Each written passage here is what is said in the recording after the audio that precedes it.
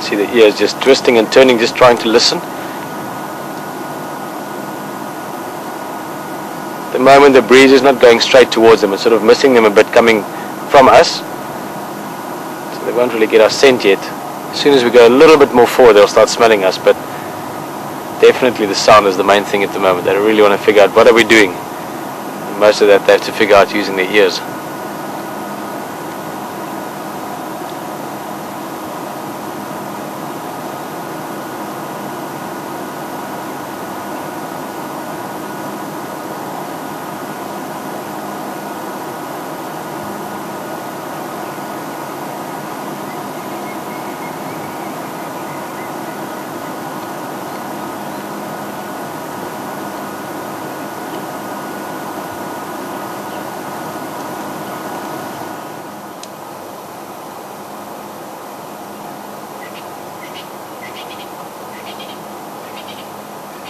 Egyptian geese, as you can probably guess just from the name.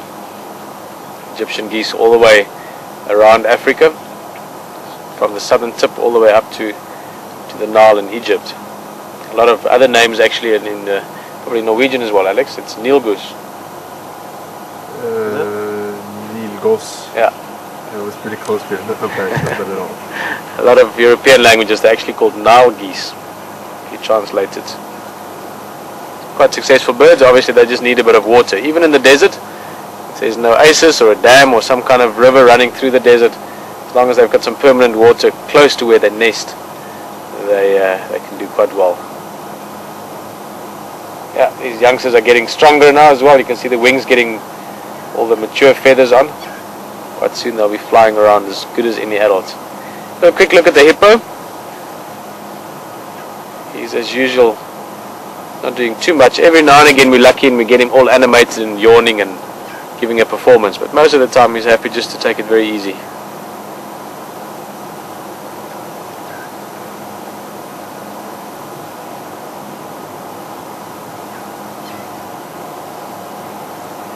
In fact, he's taking it so easy it looks like he's sleeping. Well, I think we'll do a couple of questions quickly.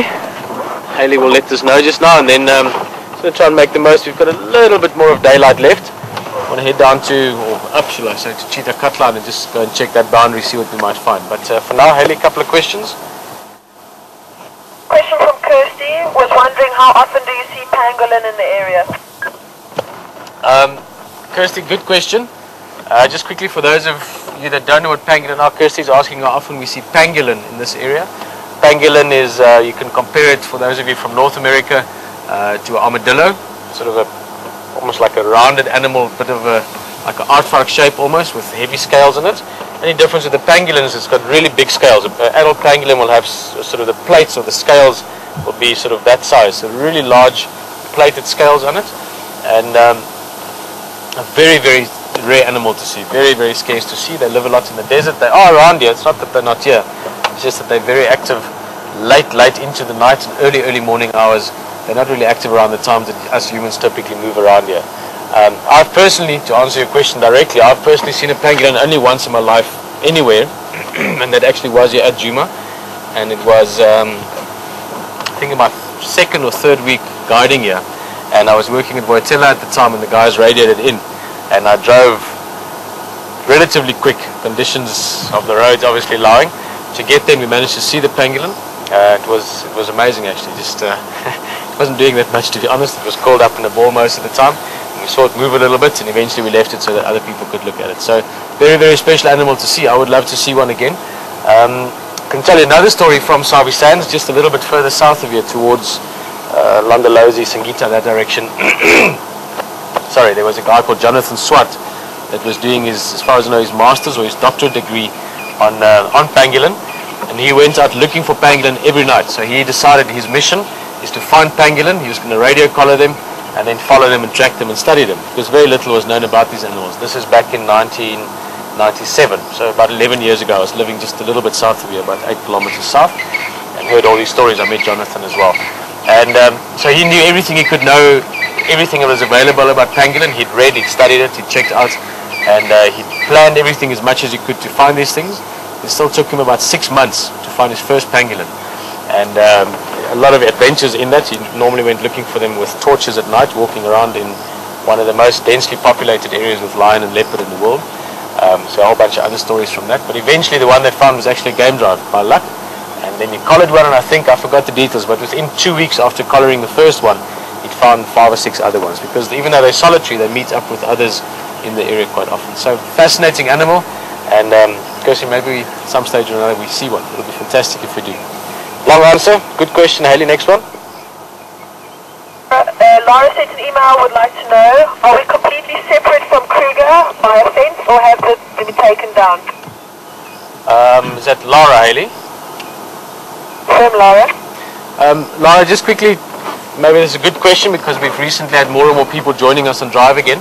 I'll give you a very quick explanation. Sabi Sands Game Reserve has got various reserves in it. Juma is one of those. Mala Mala is just to the south of us. Buffelshoek. Oh, he's yawning. Have a quick look.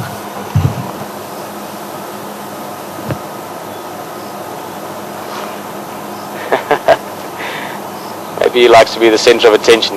He's happy to do nothing until we're not looking at him. Well, Hamgo the hippo. Well, Laura, to get back to your question. So there's a whole bunch of different reserves, if you want, owned by different people or companies, whatever the case might be, within Sabi Sands, and that makes one reserve together. Now, in between those, there's no fences. There's only a fence on the outside towards the west from Sabi Sands. Then to our north, our neighbours are the Manyeleti Game Reserve. There's no fence between us and them, also a massive game reserve. And to our east is Kruger National Park, and there's no fence between us and Kruger or Manyeleti and Kruger. So Manyeleti, Kruger Park, Sabi Sands, Timbavati, a whole lot of different reserves up and down the sort of the western outside of Kruger are not fenced with Kruger anymore. So all just an attempt to get the areas larger, and also of course to give your animals more free movement. That's why we can see large buffalo herds, why we can see lions that we might not ever have seen before. Things do move around. So ecologically wise, it's one massive area. We're talking about with Kruger and everything over 2 million hectares, with the Mozambique part of it, I stand to be corrected, but 3 million plus hectares. So a really, really large area with no fences in between. So if we walk that direction now over my shoulder, kept on walking straight, you would walk straight into Kruger, you would just cross a little road, and you would eventually walk straight into Mozambique. Again, you'd probably just cross a little river or a road. So no fence between us and Kruger. Haley, anything else? Pat would like to know, how do vervets keep themselves cool in the hottest days? I need to say, confirm Pat. Pat? Aish, sorry, mosquito biting me. That vervets, how they keep themselves cool. Well, they don't actually do anything major. They don't jump in the water and swim or anything like that. They just try not to be that active. If it's a very hot day, you'll find them up in the trees. It's a nice thick shade canopy where they can be out of the sun, obviously. And also being up in the tree normally, especially when it's really hot, gives you a little bit more of a breeze, a bit more of wind, and that keeps you cool in that sense. But they don't swim or do anything sort of dramatic like that. Haley? Darren and Karen would like to know if you've got any photographs on websites or anything, or are they just that they'll put on the blog?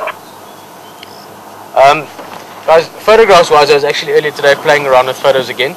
I don't personally have a website, and down the line there might be a possibility of doing something through and with Wild Earth, but at the moment the only things available is on the blogs, and hopefully as things move along and more people get involved and get onto the game drives and watch, we'll have some of those photographs available for you as well. I know that's something that Graham has mentioned, and we have spoken about it, and also for everyone else that shoots.